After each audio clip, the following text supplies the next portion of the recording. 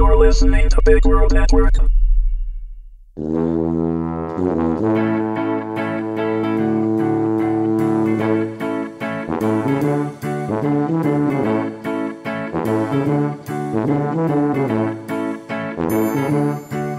Average. Season 2, Episode 2. Written by Jonathan Thompson, read by Heather Thompson.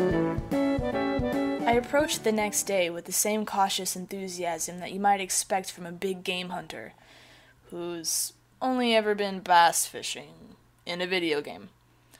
Okay, so maybe it was more enthusiastic caution than cautious enthusiasm. Probably about an 80-20 split.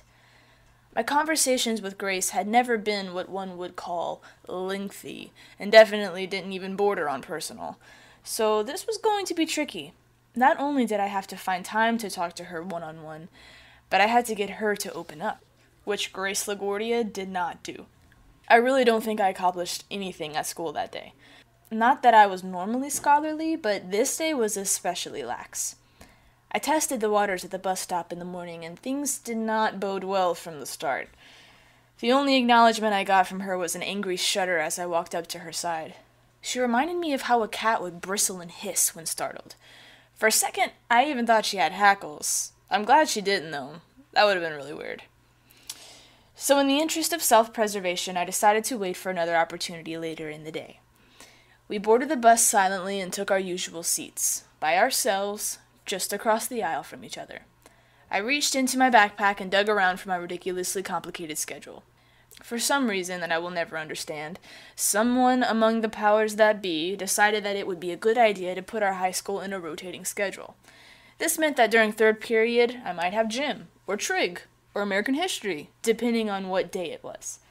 This also meant that I never had any idea what was going on or where I was supposed to be. To this day, decades later, I still have nightmares in which I forget my schedule and have to wander from class to class, hoping that I stumble on the one I'm supposed to be in.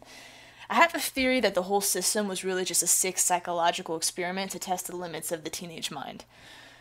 Of course, Dad didn't help. When I first got my schedule, I complained to him, hoping that he would commiserate and give me an ally. He didn't. Instead, he glanced at the tiny sheet of paper in my hand for a split second, closed his eyes, and repeated it all back to me. "I don't see the big deal," he had said. "You have a photographic memory, don't you?" "Well, yeah. You don't?" I thought about that cheery little memory every time I looked at my schedule. But today, I had to shrug it aside and focus. I had 3 classes with Grace that day, and none of them held any real promise. We wouldn't really have a chance to talk during bio, and gym was a dangerous time to be anywhere near Grace. The only one that I thought might work was our free period. I usually played wall ball or frisbee, but I had no idea where Grace went. I realized then that I really didn't know much about her, other than that she was a big crank. I never saw her with friends or reading or really doing anything, but I determined that that day would be the day I found out what she did on her free period. I had my plan of attack. Now I just had to wait. I was focused. I was prepared. I was sitting next to Tenakton again. He had plopped himself down next to me while I was plotting and totally surprised me when I looked up again. "Hey, Quinn, how was your weekend?" he said with a broad smile. "Mine was great. Did you know that Rhode Island is the smallest state in the country? But that's not the interesting thing. The interesting thing is that it has the longest name in the country. Here's the kicker. Its name is really Rhode Island and the Providence Plantations. We went to visit my aunt there." That's about where I started to tune him out. Every once in a while I smiled or nodded or gave some other vague gesture to make him think I was listening. But my mind was elsewhere, planning how I was going to conduct my search. Later that day, as soon as the bell rang to signal our free period, I sprang into action. Even though they called it a free period, it was really more of a chance to pick your prison as opposed to the standard arrangement of it being assigned. Once you were in the library or the cafeteria, that's where you were supposed to stay. In addition to the many teachers and administrators that would walk the halls, there was also Kenneth. No one was really sure what his exact title was, or if he even really worked for the school district, but Kenneth was everywhere. He patrolled the halls with no direction, just sort of keeping people in line. or trying to. He was slow, both mentally and physically, so he really wasn't much of an obstacle, I guess. But still, I preferred to not have to deal with any opposition as I carried out my search. I figured that the best place to start would be the library, and from there I could easily duck outside to walk around the perimeter of the school. Upon my first few minutes of inspection, I quickly concluded that Grace wasn't in the library, so outside it was, to best avoid Kenneth. I strolled around the top of the bleachers and looked down on the track. A gym class was running laps while my usual group played frisbee on the football field. Still no Grace. The cafeteria was also graceless. I was running out of ideas, and ways to sneak in and out of the school without running into Kenneth. Unless Grace was in a classroom somewhere, there really wasn't anywhere else for her to go. More out of desperation than anything else, I walked towards the music building. It was a small structure that really only included 5 classrooms, and the teachers there were notoriously relaxed. It was pretty easy for a student to get access to one of those rooms to practice if he had a free period, but as far as I knew, Grace wasn't in a band, or in the orchestra, or in the chorus. Still, it was my last chance. I walked unimpeded across the parking lot, trying to figure out how exactly I was going to handle this conversation. In all of my focus on finding Grace, I hadn't given any thought to what I was going to do once I found her. How do you say, "So, I hear you're a superhero," without actually saying anything like that? I hadn't come anywhere close to figuring it out by the time I reached the building. Opening the door, I heard music, which, considering this was the music building, shouldn't have been all that surprising.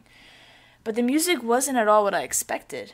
This was no school band practicing. There was no out-of-tune guitarist attempting to play Metallica or Guns N' Roses. It was just a lone piano played perfectly coming from the chorus room. I walked over to the heavy metal doors and peeked through the windows. But the music wasn't at all what I expected. This was no school band practicing. There was no out-of-tune guitarist attempting to play Metallica or Guns N' Roses.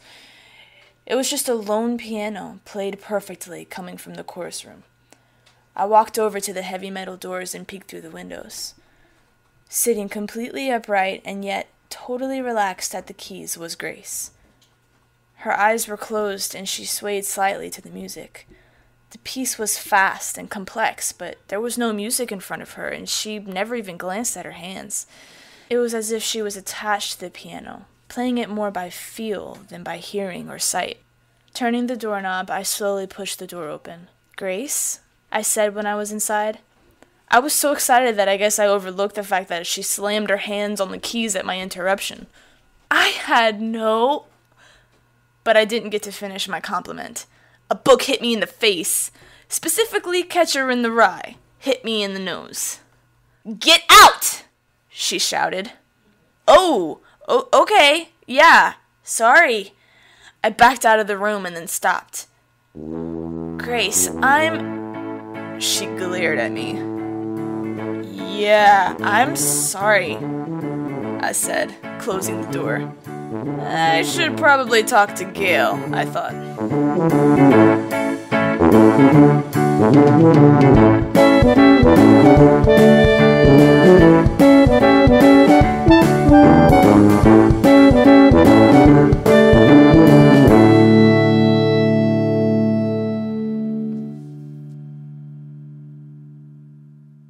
Music by Kevin MacLeod.